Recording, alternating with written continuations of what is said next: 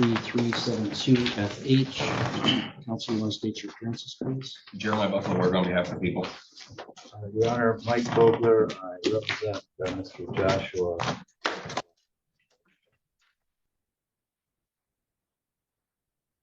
And we're here for sentencing on a charge of unlawful driving a motor vehicle. It's a 5-year statutory maximum.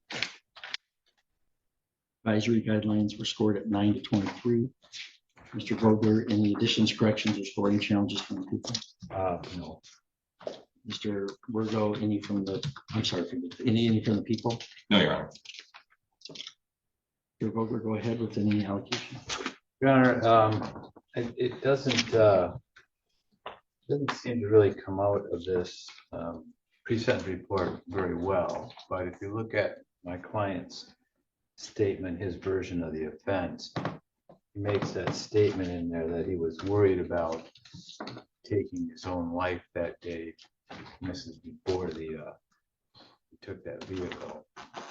Approximately 3 weeks before, he in fact had attempted to hang himself. In fact, was nearly successful with that. Someone got to him just in time. He spent quite a bit of time at Point East, came out, and then this thing happens where he's on his motorcycle and traveling in the North Grand Lake area on US 23, I think headed toward Alpena. When his motorcycle stopped running. We're talking a distance here of maybe a quarter mile or so from where this truck was parked. He went to that truck, a couple of trucks, as you can tell, attempted to charge his phone in those trucks, wasn't successful in getting it to work.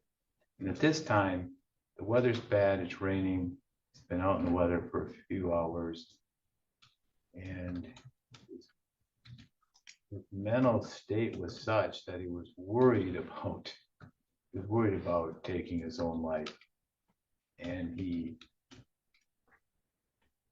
takes the truck, drives it about 20 miles to Alpena, is able to contact a friend. A friend who also has a truck or a vehicle, whatever it was, they came back, they got gas for the motorcycle. He follows my client back with the truck that he took. He was going to put it back where he got it from. Police were already there. He continued on past where his motorcycle was to the next right, which is the entrance to the Thompson State Park there. Fairly visible from the highway. Goes back to his motorcycle. So in terms of, I know the court and we can't understand why a person would out there, it's inconvenient, yeah, it's wasting time, yeah, but sooner or later you're going to be able to get communication and get your motorcycle squared away. But he did this. I think it was because of his mental health state that he did that. I get the guidelines. The guidelines, it's unfortunate. They're built on his record and not on the offense variables of this offense. They just leave that up at the lowest level. Right. I don't think that 12 months would be fair. I would ask for the lowest possible guidelines, even below those guidelines, given the nature of what he actually did when we boil it all down. Can I ask you this?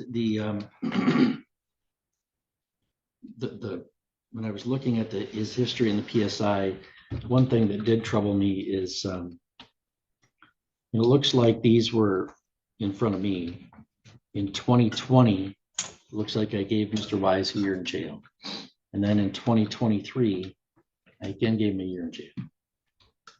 Today I'm being asked to again give him a year in jail. And at some point, I feel like maybe I'm not doing my job and it's time that he has to go to prison again. You know, how many times do I give him a year in jail in a row? And is it your contention? It's I guess the acuity of the mental health distress that would be a reason to do that, or to not consider prison again? I would, Your Honor, and the fact that even you throw that in, plus the fact of what he didn't brought the vehicle back in the quickest amount of time. And then he got scared because the cops were already there, so then he ditched it then. Okay. All right, thank you. Mr. Wise, you don't have to make a statement today. You're allowed to. Is there anything you want to say? It wasn't my intention to steal it for real. I did plan on bringing it back. And yeah, the cops were on scene and I chose to park it on the next road up past my motorcycle because it just was convenient, I guess. When I seen the cops there, I wasn't going to stop and pull on in, even though it probably would have been the smartest thing to do. But taking the vehicle in the first place was the smartest thing to do. If I would have chosen to just, if I was trying to steal it, why would I try to bring it back?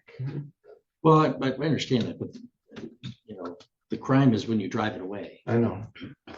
And once I drove out the parking lot, I already knew it was too late, even if I turned around right there.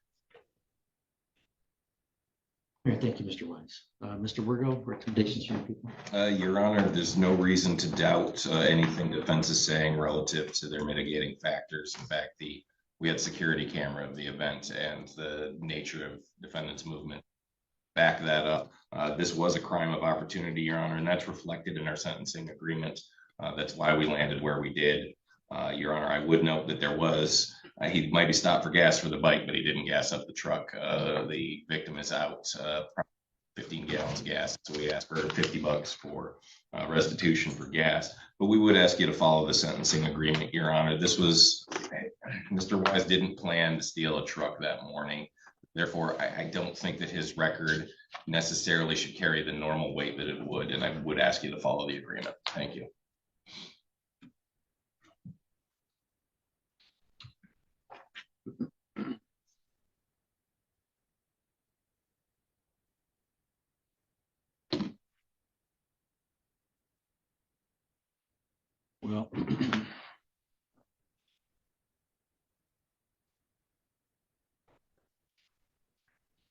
Well, Mr. Wise, as you can probably tell from the questions I asked your lawyer then, that this strikes me as a pretty close call, whether to follow that sentence agreement for a year in the jail. You know, if this was the first time you're coming into court, you know, it'd be reasonable to think you wouldn't get a whole lot of jail for the situation, given some of the mitigating factors that were going on. You do have 7 prior felonies. Some of those involve stealing vehicles, the modes of transportation of people. And then this is the 3rd time in the last 5 years you're standing in front of me for felony sentencing. And the 3rd time I'm being asked to not send you to prison despite your record. It's getting harder and harder for me to swallow that plan. My notes here were to give you a top end and you could withdraw your plea and go to trial if you want, and then it'd be a bigger top end and we'll see what the jury says. But your attorney and also the prosecutor have laid out some reasons why they've resolved the case in this way.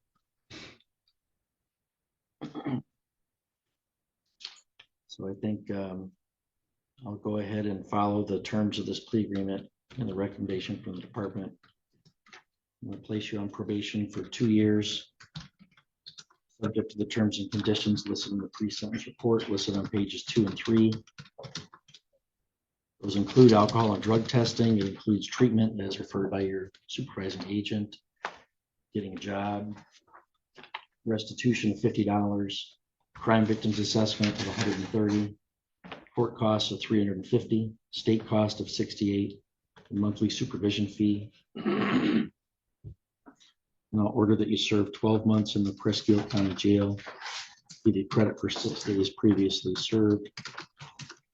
I'll indicate in the judgment that I don't know what the jail will determine you to be eligible for, but I'll indicate I have no objection to your participating in trustee or other programming in the jail that could earn you time off your sentence as well, if the jail determines you eligible. Mr. Wise, within 24 hours of your release, you have to contact your agent. And if you wanted to appeal, you have to file an application to the Court of Appeals. If you wanted a lawyer, you'd have to ask me for one within 6 months. We're going to hand you a piece of paper explaining the appeal process. Okay. Ask you to initial one for us. The other ones for you to fill out if you want to appeal. You're also eligible for early discharge from probation if you complete all its terms. And we'll hand you a piece of paper explaining that process as well. Do you have any questions for me, Mr. Wise? No, sir. All right, Mr. Wise, next time I see you, I just will have no option. You won't see me another time.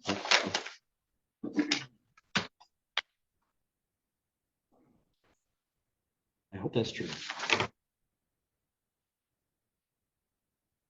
Mr. Gilbert, I see a prison zooming in. Is that your guy? It should be, Your Honor, if I can have a breakout room. Sure. I have been in communication with him prior.